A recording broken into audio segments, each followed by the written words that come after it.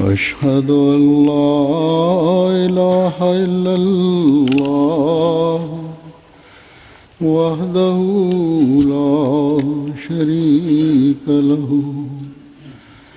وأشهد أن محمدا عبده ورسوله أما بعد فأعوذ بالله من الشيطان الرجيم بسم الله الرحمن الرحيم الحمد لله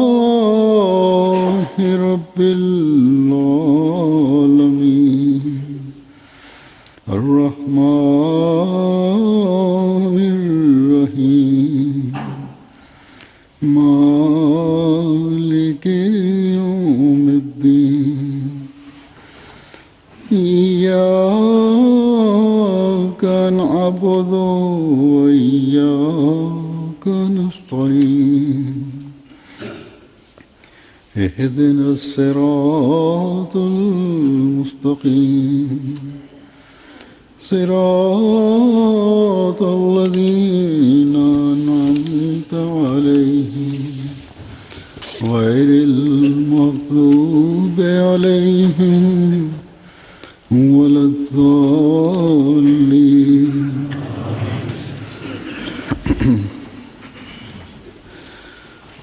Mukhalifin Ahmadiyah, para penentang Jemaat Ahmadiyah dari sejak pendakwaan Hazrat Masih Maud alaihissalatu wassalam sampai hari ini, tidak dengan dalil apapun, bahkan dengan keras kepala mereka dan keangkuhan serta kesombongan dan keuntungan-keuntungan mereka menolak pendakwaan Hazrat Masih Maud alaihissalatu wassalam. Sedangkan dalam menghadapi itu Hazrat Masih Maud alaihissalatu wassalam ribuan dalil-dalil dari segi Al-Quran, dari segi hadis-hadis, dan dari pendapat para mufassirin dan para salihin dan yang telah berlalu. Beliau telah membuktikan bahwa beliau adalah Masih dan Mahdi yang nubuatannya terdapat dalam Al-Quran dan hadis. Nah, dan kemudian beliau dalam mendukung pendakwaan beliau menjelaskan penjelasan mengenai tanda-tanda ilahi, tanda-tanda langit, dan juga perlakuan Allah terhadap beliau, kepada beliau. Sesuai dengan itu beliau jelaskan. Tetapi bagi mereka yang hatinya telah dicap oleh Allah Subhanahu wa taala, yang Allah tidak ingin memberikan petunjuk kepada mereka, tidak ada yang bisa memberi petunjuk kepada mereka. Cap hatinya, kunci hatinya, tidak ada yang bisa membukanya. Tetapi orang-orang yang berfitrat baik, mereka mengimani Hazrat Masih Maud dan masuk di dalam beat beliau. Orang-orang itu telah beat, mereka mendapat karunia beat di tangan Masih Maud, yang dalam ketetapan Tuhan Allah telah menulis petunjuk bagi mereka. Tetapi orang-orang yang karena takut pada ulama yang hanya sekedar nama atau menjadi pengikut mereka tidak beat di tangan Masih Maud. Mereka kendati turunnya karunia-karunia Allah, kendati turunnya hujan rohani dari langit, dari hujan rohani itu mereka mahrum, dan sampai kini mereka mahrum. Tetapi sebagaimana saya katakan sebagai perbandingannya, bagi mereka yang Allah ingin berikan petunjuk, yang terdapat kebaikan di dalam diri mereka, mereka itu menerima Hazrat Masih Maud, dan mereka menerima, dan sampai kini mereka orang-orang itu menerima, karena mereka mengetahui bahwa dalam kedatangan beliau dalam masa kekacauan ini, semua tanda-tanda itu telah sempurna. Hawa nafsu terhadap dunia begitu banyak, dan rasa takut kepada Tuhan telah menjadi berkurang. इसकी इंतहा Yang puncaknya sampai sedemikian rupa मौलवी bahwa para ulama yang sekedar nama itu dan para pengikutnya गिरावटों की इंतहा को पहुंच mereka telah sampai kepada kesesatan mereka yang sedemikian tinggi. Sedemikian rupa mereka melakukan kezaliman terhadap orang-orang Ahmadi, sehingga dalam lancang kepada kitab Allah pun mereka tidak hindari, dan mereka mengatakan bahwa ini orang Ahmadi yang menerbitkan ini. Begitu juga lembaran-lembaran Quran, Al-Quranul Karim yang suci, mereka melemparnya di parit-parit, di got-got, dan mereka masukkan di gerobak sampah, dan lalu mereka katakan ini orang Ahmadi yang melakukan. Dan padahal malaikat orang Ahmadi pun tidak tahu bahwa apa yang tengah terjadi. Mereka baru mengetahui bahwa ketika polisi datang untuk menangkap mereka, yaitu orang-orang Ahmadi, atau dalam सड़कों पर निकल रहे होते हैं mereka keluar untuk mengadakan demonstrasi di luar untuk orang-orang Ahmadi, menentang orang Ahmadi, atau di sekolah-sekolah, di tembok-tembok dengan cara yang salah mereka mencaci जिनकी junjungan kita Rasulullah Sallallahu Alaihi Wasallam yang kehormatannya orang Ahmadi siap untuk berkorban untuk itu, bahkan anak-anak mereka untuk mengorbankan pun mereka siap dengan menulis nama beliau. Lalu mereka mengatakan ini orang Ahmadiyah yang menulisnya, dan anak-anak Ahmadi dikeluarkan dari sekolah. Mereka dilakukan aniaya, mereka dipukuli dengan alasan menulis di tembok nama Rasulullah yang salah, sehingga mereka itu kadang-kadang sampai kepada dituntut di pengadilan yang tidak ada jaminannya sama sekali, dan hukuman pun sampai kepada melanggar batas. हरकत हमारे Ahmadi Dan sedemikian rupa gerakan yang dinisbahkan kepada orang anak-anak Ahmadi kita yang sama sekali kita tidak pernah bayangkan. गिरावट Jadi kalau kejatuhan akhlak itu sedemikian rupa atau rasa takut kepada Tuhan sama sekali hilang dari hati, dan ketika gerakan-gerakan yang hina itu sampai kepada puncaknya, maka kemudian suara orang-orang yang dizalimi dan jeritan orang-orang yang dizalimi akan memperlihatkan mukjizatnya. Jadi kondisi orang Ahmadi mana dewasa ini mereka berlalu, yang sebagaimana saya juga katakan berkali-kali, saya ingatkan कि अपनी दुआओं का महवर bahwa puncak daripada bahwa poros doa-doa kalian itu hanya dan hanya untuk kemajuan jemaat Ahmadiyah ini, hakiki Islam. Hendaknya kalian kerahkan doa-doa kalian itu supaya orang-orang Allah Subhanahu wa taala menghukum orang-orang itu yang atas nama Allah dan Islam mereka telah melakukan kezaliman yang sedemikian anianya. Allah Subhanahu wa taala kepada Islam, dan mereka berusaha menghina nama Rasulullah sallallahu alaihi wasallam dan Islam. तो जो देनी चाहिए Kita harus menaruh perhatian juga kepada doa-doa yang dimana orang-orang yang berfitrat baik, supaya Allah memberi taufik kepada mereka, supaya mereka mengenal imam zaman, dan mereka menjadi orang yang menyampaikan amanat Rasulullah SAW di dalam berbagai program kita yang ada dalam MTA, di mana ada program langsung juga banyak scholar dan banyak orang-orang cendekiawan yang dengan memahami hakikat itu mereka beat masuk ke dalam jemaat ilahi ini. Dan tidak hanya kebanyakan dari dan tidak benar kalau semua orang-orang Islam itu ikut dalam kekacauan itu.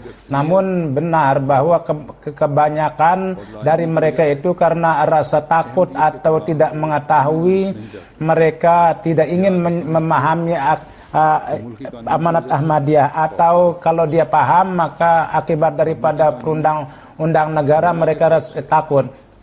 Dan ada karena takut pada para mullah, mereka pemerintah tidak mau memberikan hak umum masyarakat kepada Ahmadiyah. Kini bukan pemerintah, tapi kini merupakan pemerintahan para mullah. Dan di dalam mereka memasukkan kesan bahwa orang-orang Ahmadi bukannya Rasulullah SAW, bahkan Hazrat Mirza Ghulam Ahmad Qadiani alaihissalam itu yang diimani. Bahkan itu padahal itu adalah salah. Kita mengatakan bahwa Rasulullah SAW, jadi pencinta sejati Rasulullah SAW adalah merupakan puncak dan semua orang-orang yang percaya kepada agama itu beliau datang untuk membawa semua umat manusia kepada telapak kaki Rasulullah, bukannya datang untuk melawan beliau. Beliau dengan dalil-dalil, beliau telah membungkam mulut semua orang yang menyerang Islam. Beliau seperti benteng yang dicor di hadapan mereka. Dan dengan dalil-dalil dan fakta-fakta argumentasi itu tidak hanya sekedar membela Islam, bahkan tidak hanya sekedar mencegah orang yang menyerang, bahkan beliau melakukan serangan yang menghancurkan mereka, mengalahkan mereka, dan bahkan dengan dalil-dalil sedemikian rupa beliau melakukan penyerangan sehingga tidak ada cara kecuali lari. Beliau alaihissalam mendapat ilham, Qul ja'al haqq wa zahaqal batil innal batila kana zahuqa. Kullu barakatim min Muhammadin sallallahu alaihi wasallam fatabaraka man 'allama wa ta'allam. Bahwa hak telah datang dan batil telah sirna. Jadi sesungguhnya batil itu pasti akan batil itu lari. Semua keberkatan itu adalah dari Rasulullah, dari Muhammad sallallahu alaihi wasallam, dan berberkatlah mereka yang belajar dan yang mengajarkan. Jadi ini adalah ilham dari Farsi. Urdu juga ada yang setelah menjelaskan itu, beliau di dalam kitab beliau Taryaqul Qulub mengatakan bahwa di dalam semua ilham itu terdapat nubuatan bahwa Allah Subhanahu wa taala dengan tangan saya dan dengan perantaraan saya kebenaran Islam dan akan membuktikan kebatilan agama-agama yang menentang. Jadi nubuatan itu sudah sempurna dan terbukti bahwa semua penentang tidak ada yang bisa membuktikan kebenaran agamanya.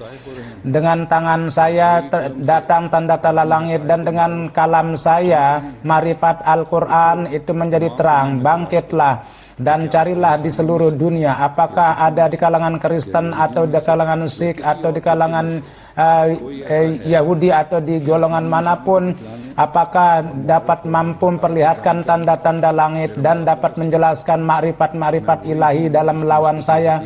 Saya adalah yang berkenaan dengan itu. Dalam hadis terdapat bahwa di zamannya semua mazhab akan hancur, tapi Islam itu akan terang, yang di tengah-tengah di zaman lalu tidak pernah terjadi.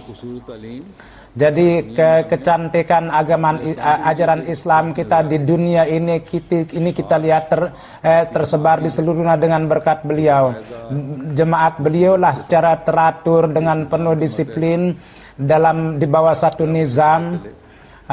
Di bawah bayangan khilafat mereka melakukan tabligan Islam di Afrika, tabligh Islam, ataukah di Eropa atau di benua manapun juga atau negara manapun juga, gambaran Islam yang hakiki Jemaat Ahmadiyah lah yang mengemukakan.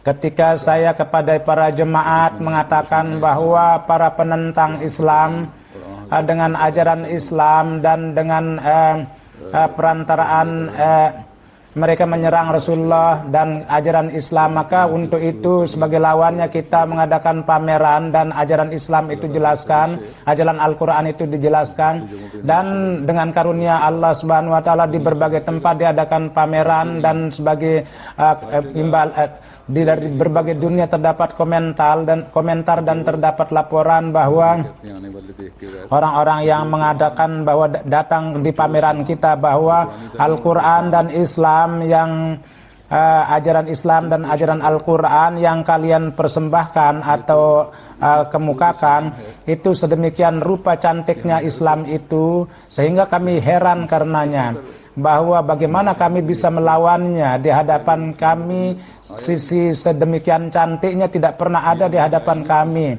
Ini merupakan ketidaktahuan kami bahwa kami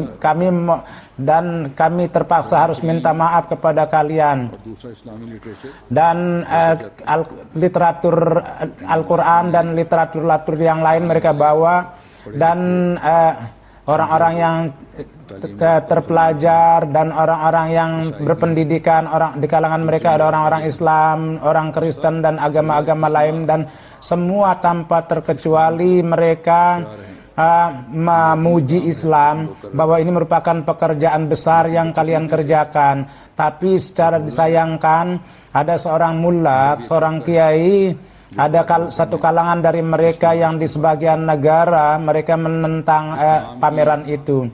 तालीम फैलाने की खातिर Mereka menentang ajaran Islam itu disebarkan. Saya sebelumnya mungkin saya telah beritahukan bahwa di India, di Delhi ada di sebuah ruangan besar yang diambil dengan kita sewa, diadakan pameran Al-Quran. Maka seorang mullah di sana dengan beberapa orang, mereka sedemikian rupa mereka teriak, dan sehingga yang tadinya kita 3 hari menjadi 2 hari pameran kita.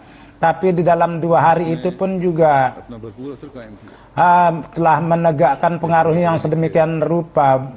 Orang-orang terpelajar yang mempunyai kedudukan juga di sana, sesudah pameran mereka datang ke Kadian dan memberitahukan bahwa saya baru pertama kali datang ke Kadian katanya, dan saya ingin lihat bahwa Al-Quran, ajaran penghidmatan Al-Quran dan Islam, orang-orang yang melakukan penghidmatan itu, saya ingin melihat tempat orang-orang yang melakukan penghidmatan itu, dan dengan melihat tempat di Kadian mereka terpengaruh. Namun sangat disayangkan, sangat disesalkan, saya katakan bahwa di sini di Inggris ada sebuah kota yang ada pameran di situ. Ketika tengah diadakan pameran, maka di Inggris ini, maka akibat daripada demo para mullah di sana, polisi meminta kepada kita untuk tidak diadakan pameran. Permohonan yang seperti hendaknya kita harus tolak dengan dalil-dalil, tapi anggota jemaat di sana atau pengurus di sana telah mengiyakan permohonan polisi dan menunda pameran itu. Di sini di Eropa yang dari segala segi itu kebebasan, dan pemerintah pun juga telah mengumumkan bebas. Kalau mullah itu berdemo terhadap kita, maka kita akan jadi kita pun juga hendaknya mengingatkan kepada para aparat, dan kita hendaknya harus mengadakan lagi pameran untuk kedua kalinya. Dan ada sebagian mengatakan kita harus adakan dengan diam-diam. Kalau misalnya diadakan diam-diam, maka faedahnya apa? Satu adalah pendakwaan bahwa kita harus mengedepankan, meneruskan misi pahlawan Tuhan itu, lalu kita diam-diam, ini tidak bisa. Di negeri ini sebagaimana saya katakan itu terdapat pemerintahan undang-undang, dan pemerintah juga mendakwakan begitu. Maka katakanlah kepada undang-undang bahwa pekerjaan kalian itu adalah untuk melaksanakan itu. Jadi setiap menjalankan setiap hak warga negara itu adalah merupakan kewajiban pemerintah. Jadi inilah kondisi para mullah, bahwa bahwa di negara yang bukan Islam sebagaimana seperti di Hindustan atau di India, di mana terdapat ada amanat usaha untuk menyebarkan Islam, namun para ulama yang hanya sekedar nama itu, mereka bangkit menentang itu. Jadi bagaimana mereka mengatakan bahwa pekerjaan yang begitu berbahaya, pekerjaan untuk menyebarkan kecantikan ajaran Islam, lalu orang Ahmadi yang melakukan, bagaimana kami bisa tahan? Jadi inilah orang yang menganggap dirinya membela Islam, gambaran daripada mereka itu. Tetapi pekerjaan kita itu harus dilakukan, dikerjakan. Kita dalam keadaan apapun juga, kita berusaha, kita harus membungkam mulut para lawan, dan kita harus sebarkan ajaran Islam dan Al-Quran, dan kita harus, ini zahir dan ini jelas bahwa ini pasti kita harus terus kerjakan supaya kita dunia itu kita bisa bawa di telapak kaki Muhammad Sallallahu Alaihi Wasallam. Sebagaimana saya katakan, di negara Eropa ini merupakan keistimewaan mereka bahwa setiap orang di hadapan undang-undang mereka dianggap satu. Oleh karena itu, kalau ada yang mencegah pekerjaan kita, maka kita harus minta bantuan kepada undang-undang. Di mana keunggulan undang-undang di sini, saya berikan contoh bahwa beberapa hari yang lalu ketika saya kunjungan di Eropa, maka ketika kembali, maka waktu itu saya menunaikan sholat Jumat di sebuah parlemen. Di sana ada seorang anggota parlemen dan ada pimpinan sebuah parti, ada namanya head builder. Itu amanat saya bersampaikan dalam khutbah bahwa kalian terhadap Islam dan terhadap Rasulullah Sallallahu Alaihi Wasallam yang kalian lakukan itu penentangan itu, dan kalian melakukan kata-kata yang mengatakan kata-kata yang kotor dan melakukan perlawanan, hindarilah itu, dan takutlah kalian kepada tongkat Tuhan yang tidak bersuara, yang akan menghancurkan orang seperti kalian pada waktunya. Dia Tuhan itu maha kuasa yang akan menghukum kalian. Saya juga mengatakan kepada mereka bahwa kami dengan doa-doa, memang kami tidak punya kekuatan, kami akan melawan kalian dengan doa-doa. Ringkasan khutbah ini yang press release kita, yakni para wartawan kita yang membuat ringkasannya lalu tapi tidak menulis kata-kata ini. Saya katakan, tulislah kalimat ini bahwa kami tidak mempunyai senjata dunia, tapi kami berdoa supaya kalian dan orang-orang yang seperti kalian itu dihapuskan oleh Tuhan. Dan pada hakikatnya adalah bahwa semua para penentang dan perlawanan kepada musuh-musuh atau dengan dalil-dalil atau dan yang paling besar adalah dengan doa-doa kita melawan para penentang.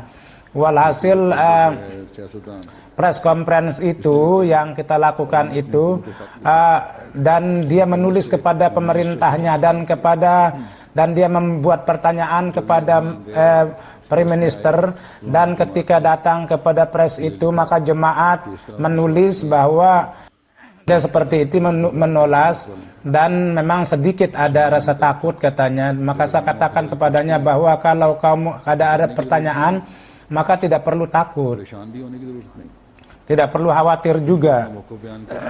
Jelaskan dengan terus terang pandangan kalian.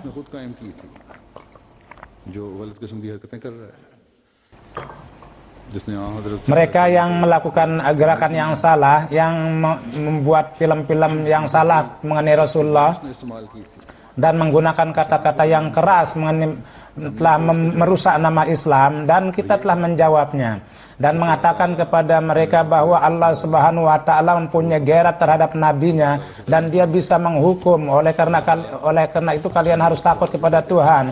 Walhasil soal yang dikirim itu kepada pemerintahnya itu, maka pemerintahnya memberikan jawaban kepada builder itu.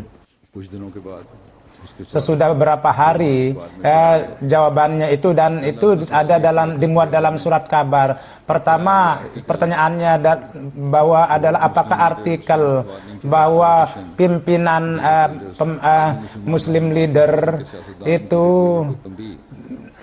pengeringatannya kepada para pemuka Holland, apakah Tuhan tahu peringatan itu? Maka Menteri Dalam Negeri memberikan jawaban, ya kami tahu, katanya apa yang tertulis di artikel itu. Kemudian pertanyaan yang selanjutnya adalah bahwa dia menyebut nama saya, bahwa Mirza Masroor Ahmad mengatakan bahwa dengarlah, bahwa kamu dan parti kalian dan orang yang seperti kalian itu akan hancur.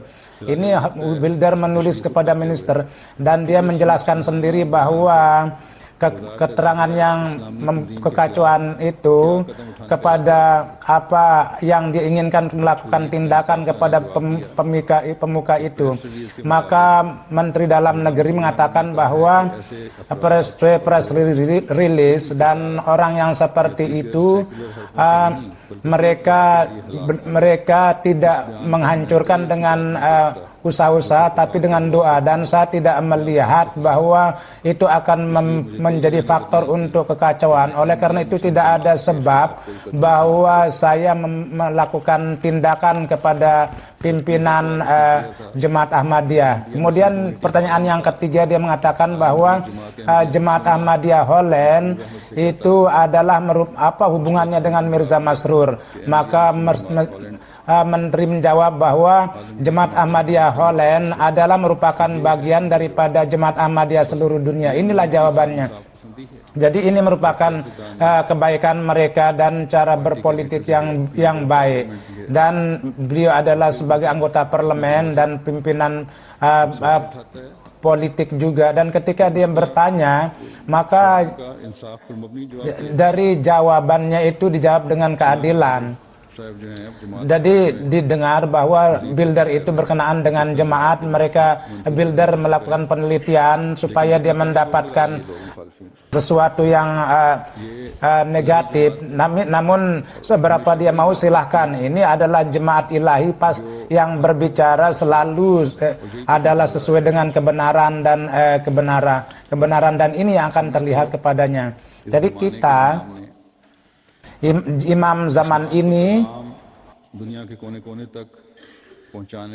menyampaikan ke seluruh dunia dan menutup, telah diberi amanat untuk membungkam mulut para penentang, dan sesuai nubuatan setiap orang Ahmadi harus melakukan tugas ini.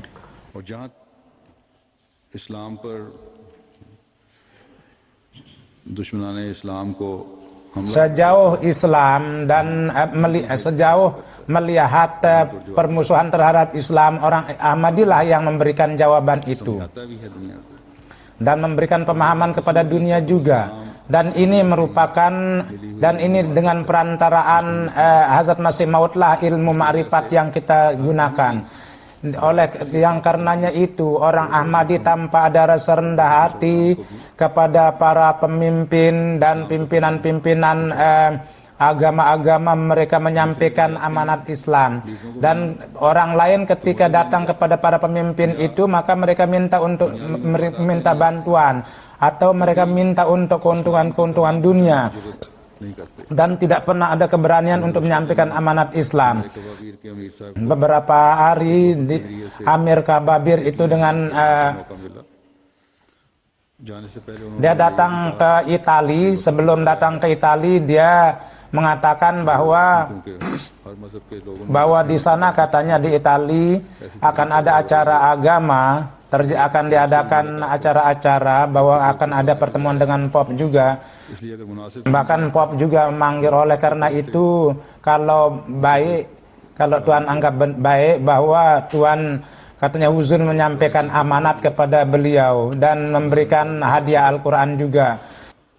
Maka saya katakan bahwa ini sangat baik sekali. Maka saya membuat pesan saya juga kepada Pop, dan supaya diberikan kepada Pop itu, dan lalu dia mengkopinya juga.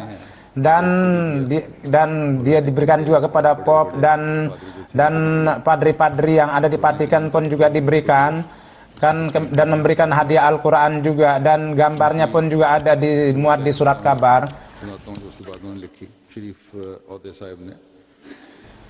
Kemudian dia menulis bahwa yang lemah ini di Itali pada tanggal 10 bersama kelompok mazhab itu, di mana dan dari pemuka-pemuka Israel dan termasuk dari pemimpin-pemimpin Islam, saya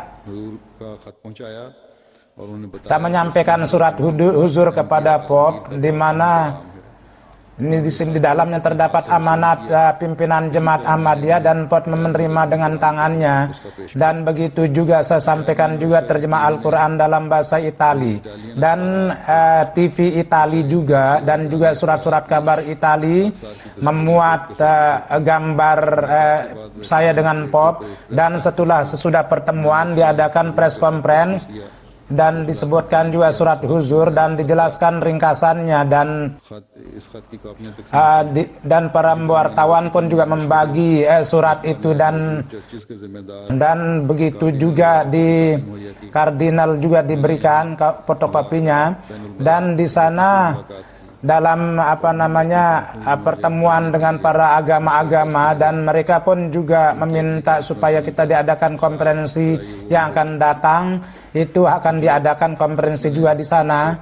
Dan surat yang saya tulis kepada Pop itu, ringkasannya adalah bahwa yang pertama adalah surat pengantar, yaitu ayat Al-Quran.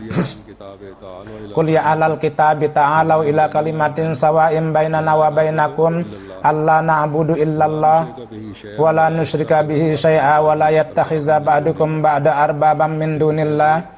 Bahwa katakanlah bahwa wahai ahli kitab, datanglah kepada kalimat yang di antara kami dan antara kalian itu ada kesamaan, bahwa selain Allah kita tidak akan menyembah siapapun dan tidak akan menyekutukan dia dengan siapapun, dan kita tidak akan menjadikan selain Allah sebagai Tuhan, sebagai Rabb.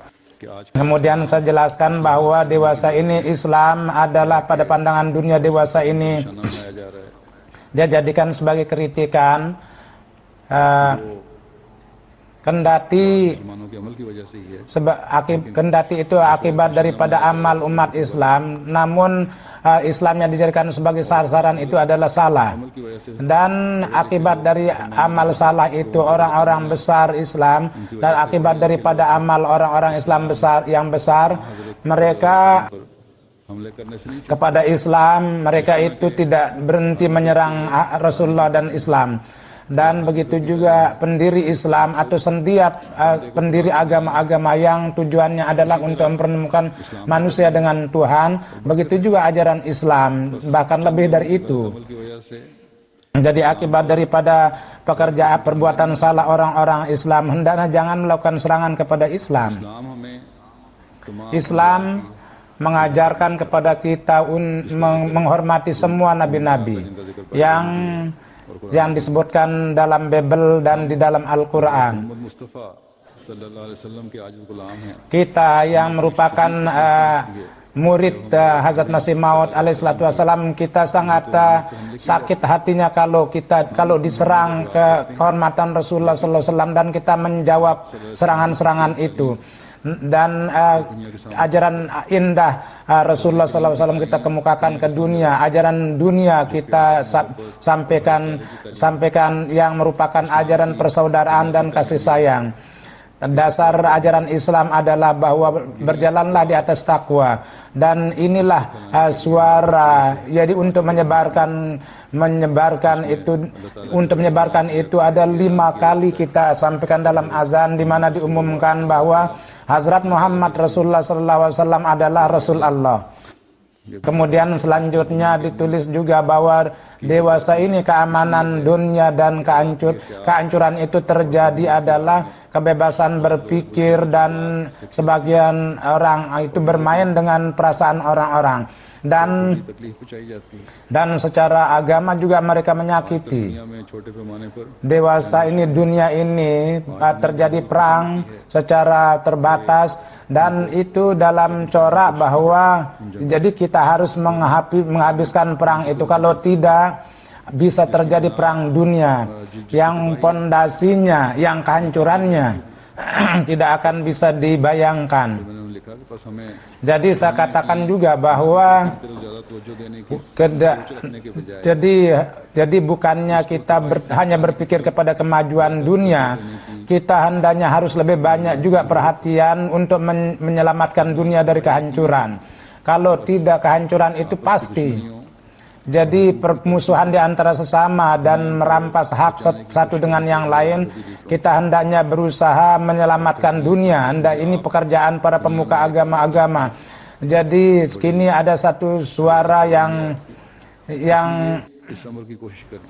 oleh karena itu harus dilakukan upaya bahwa semua agama-agama dunia hendaknya di antara mereka saling membantu untuk menegakkan keamanan, dan kepada Tuhan yang menciptakannya pun juga berusaha untuk mengenal Tuhan yang menciptakannya. Jadi inilah ringkasan dari surat yang saya kirim itu dan उनको भेजा गया था।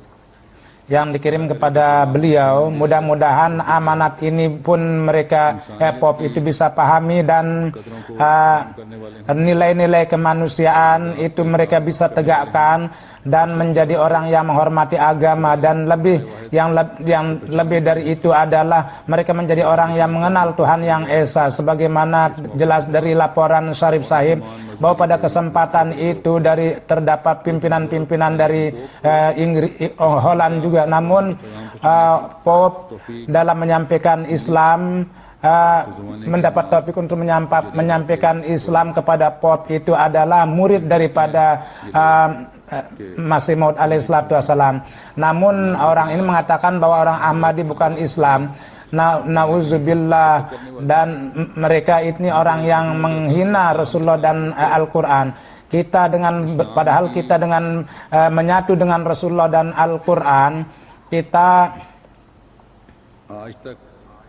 sampai hari ini dengan cara yang baru kita melihat pemandangan-pemandangan kemenangan Islam.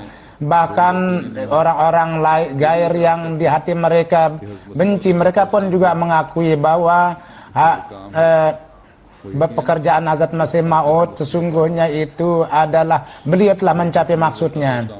Hazrat Masih dalam melawan Hazrat Masih Maud alaihissalam diadakan satu tuntutan dari pihak para padri, yakni Henry Martin Clark. Pada dasarnya di balik itu adalah untuk menuntut kekalahan yang Hazrat Masih Maud alaihissalam lakukan dalam sebuah perdebatan di mana Isai dikalahkan pada saat itu. Rinciannya di dalam kitab Hazrat Masih Maud alaihissalam tentang pembahasan itu di dalam Janggi Mukaddas, nama buku itu. Tuntutan sidang itu Martin Clark kepada Hazrat Masih Maud alaihissalam, dia membuat tuntutan bahwa Masih Maud telah berusaha membunuhnya, dan itu disebutkan dalam Kitabul Bariyah. Walhasil dalam sidang itu Hazrat Masih Maud alaihissalam, waktu itu Hakim Kapten Douglas itu beliau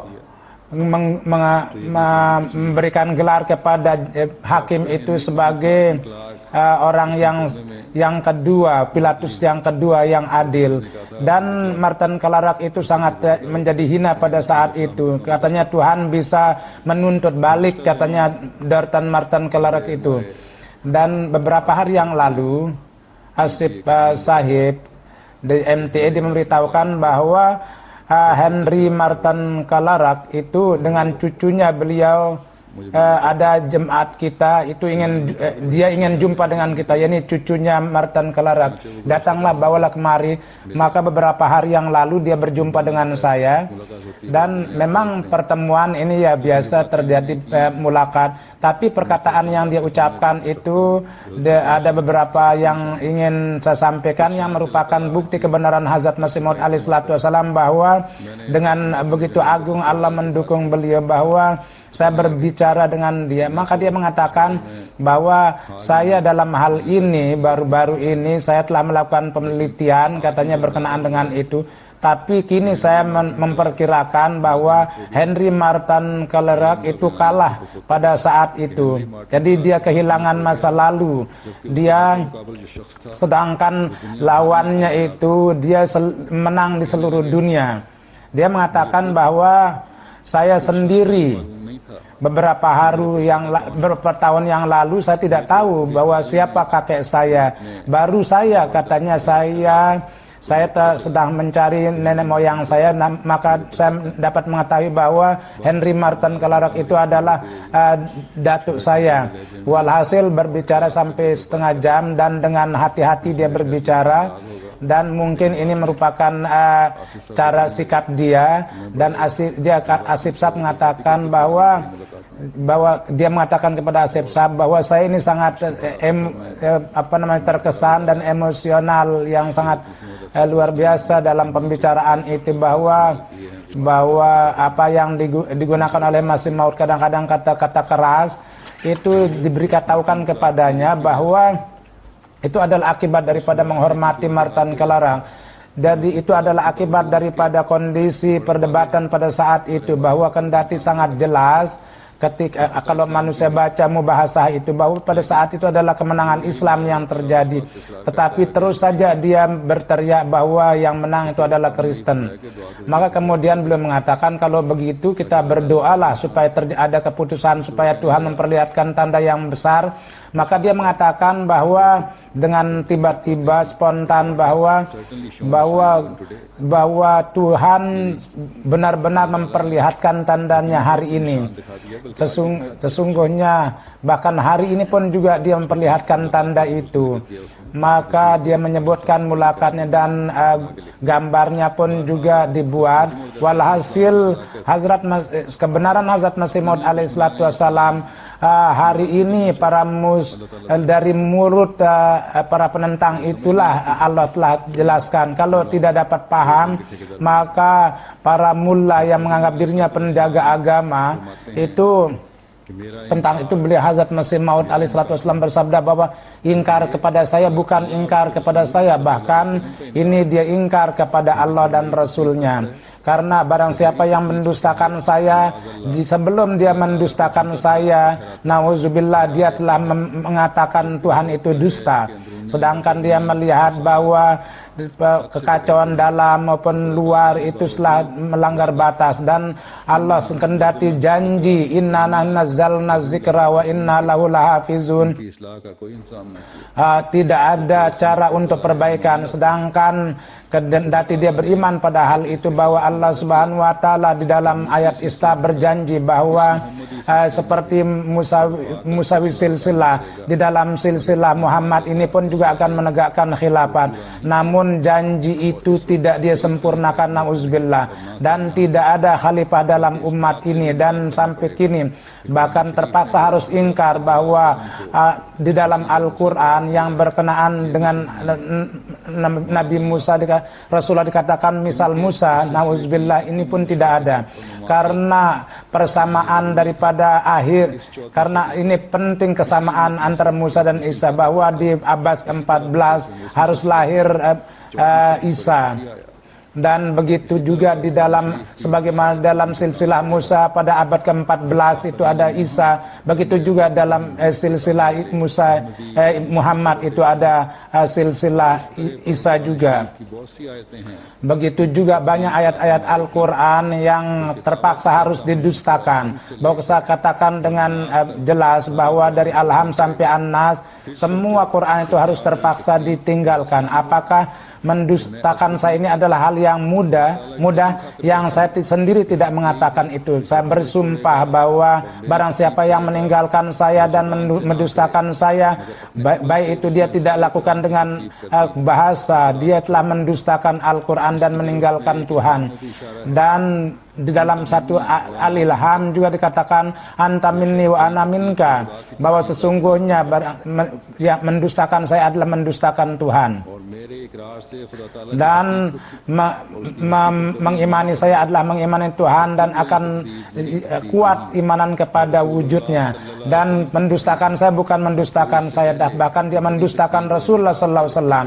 Bahkan barang siapa yang berani mendustakan saya, berenungkanlah di dalam hati bahwa siapa yang dia dustakan.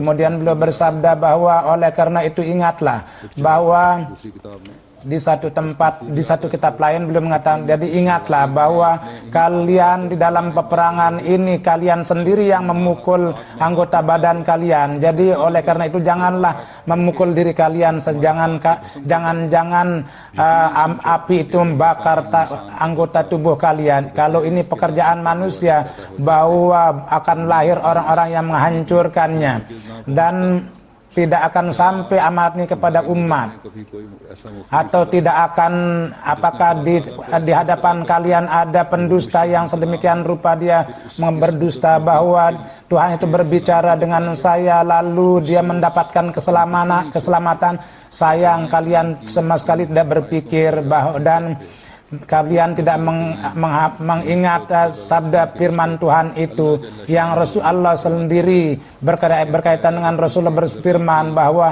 kalau sedikit saja mengadakan dusta atas nama Allah, maka saya akan mencekik urat leher kamu. Jadi lebih dari Rasulullah SAW, siapa yang lebih dicintai, yang kendati dia mengadakan berdusta, maka Tuhan. Oleh karena itu, wahai saudara, hindarilah hawa nafsu dan sesuatu yang dapat dari Tuhan itu janganlah kalian menentang, dan kalian dan jadilah kalian sebagai satu manusia baru, dan melangkahlah pada jalan ketakwaan supaya Tuhan memaafi kalian. Oleh karena itu hindarilah, dan apakah satu pun tidak ada yang bijak di antara kalian, wa illam tantahu fasawfa ya'tillahu binusratihi min indihi fayansuru abdahu wa yumazziqu a'da'ahu wa la tadurrunahu syai'a. Kalau kalian tidak menghindar, maka tidak lama lagi Allah akan datang dengan pertolongan dan akan menolong hambanya, dan akan menggilas musuh-musuhnya, dan sedikit pun tidak akan ada yang bisa merugikannya. Mudah-mudahan para penentang Hazrat Masih Maud alaihissalatu wassalam mendapatkan akal dan dapat memahami amanat beliau, dan setiap orang Ahmadi dijauhkan dari setiap keburukan, dan kita sebanyak-banyaknya lebih banyak lagi tunduk di hadapannya dan mendapat taufik untuk berdoa. Kini sesudah sholat, saya akan mensolatkan beberapa jenazah.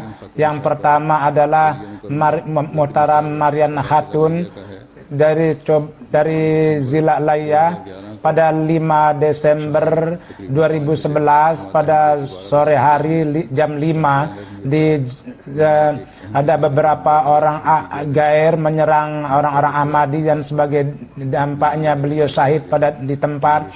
Innalillahi wa inna ilaihi raji'un. Jadi beliau ini adalah wanita syahid yang rumah beliau di dekat rumah misi. Di sana beberapa orang Ahmadi juga tinggal. Beberapa tahun yang lalu orang gair juga memberi tanah di situ, dan setelah mengadakan kerjasama dengan aparat itu memansuhkan hak milik dari orang Ahmadi. Dan beberapa waktu lalu juga penentang itu pihak penentang itu berusaha untuk menguasai tanah itu, dan ketika dari pihak kita melakukan perlawanan, maka kendati ketika melempar, dan pada saat itu beliau kena lemparan juga, suami beliau, dan sampai luka parah. Dan begitulah perlawanan di sana, dan saudara suaminya 2 perempuan pun juga luka. Umur almarhum itu 25. Beliau ini adalah tuan tanah dan pemilik tanah di sana, dan beliau mewakafkan satu kapling tanah di dekat masjid dan di sana dibuat rumah misi. Para penentang juga dari lama sudah berusaha untuk menguasai tanah itu dan sampai di pengadilan tinggi itu gagal. Kemudian mereka berusaha merubah tuntutan, dan sebagaimana kita ketahui kebiasaan di pemerintah di sana,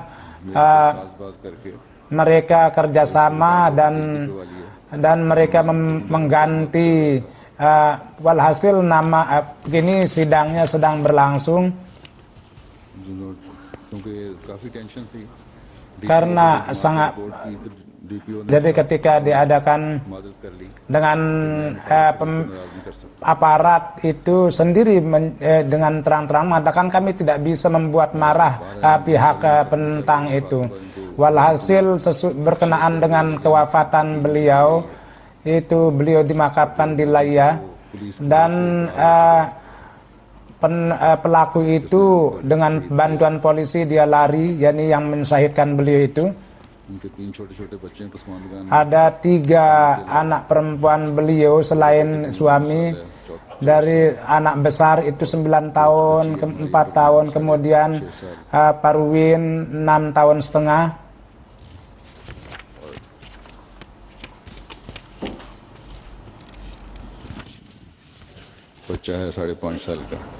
Kemudian ada anak laki 5 tahun setengah. Jenazah kedua adalah Azimun Nisa Sahib, keluarga Bahadur Sahib. Ini 3 Desember 2011 beliau wafat. Innalillahi wa inna ilaihi rajiun. Beliau tinggal di Subah Bihar, dan Mia Syadia Khan sahabi Hazrat Masih Maud alaihi salatu wassalam, beliau ini mantunya. Dari sejak kecil beliau berdoa ke pernikahan, dan beliau membuat sebuah syair juga bahwa semoga Tuhan mendengar doa beliau, dan sudah nikah 1952 datang ke Kadian. Dan doa beliau itu, wahai Tuhan, katanya, keinginan perlihatkanlah itu supaya saya bisa melihat Darul Aman. Maka beliau menjalani masa darwis itu yang panjang dengan penuh kesetiaan dan keikhlasan dengan suami beliau. Dan sesudah kewafatan suami beliau, selama 29 tahun dalam masa yang panjang, beliau tinggal di Kadian, di tempat suci itu, dan beliau sangat memperhatikan tarbiyat dan mengajarkan Al-Quran kepada anak-anak 5 anak beliau. Mudah-mudahan Allah meninggikan derajat beliau. Jenazah ketiga adalah Mukarram Sulaiman Mubalik Indonesia. Beliau 1 Desember 2011, innalillahi wa inna ilaihi rajiun. Akibat daripada sakit jantung beliau wafat. Beliau lahir 1953, beliau beat pada tahun 1979 masuk di Jamiah, dan kemudian tamat di Mubashir pada tahun 1985. Beliau pertama ditugaskan di Bogor dan ada di 9 tempat, belum mendapat taufik untuk bertugas. Sesudah wafat, pada saat wafat beliau tugas di Bandung. Selain istrinya ada 3 anaknya juga. Mudah-mudahan Allah meninggikan derajat beliau. Jenazah keempat Al-Haj Kalung Sahib dari Sierra Leone. Beliau 16 November 2011, innalillahi wa inna ilaihi rajiun. Beliau katanya tadinya miskin sampai umur 15 nyeker, tapi karena kecintaan kepada ilmu beliau mendapat kesuksesan, dan masa muda beliau menjadi manajer direktur, dan beliau sendiri belajar dan mendapat pendidikan. Beliau sangat baik dalam pergaulan, dan beliau seorang manusia yang muhlis. Dan dari keluarga yang ditinggalkan ada 2 anak perempuan, 4 laki-laki, dan istri beliau adalah sebagai National Sadar Lajnah Ima'illah, beliau mendapat topik sebagai sadar, dan ada saudara beliau juga. Kalau sahib yang tinggal di sini, mudah-mudahan Allah meninggikan derajat beliau, dan semua jenazah mereka itu insya Allah akan disolatkan setelah solat Jum'ah.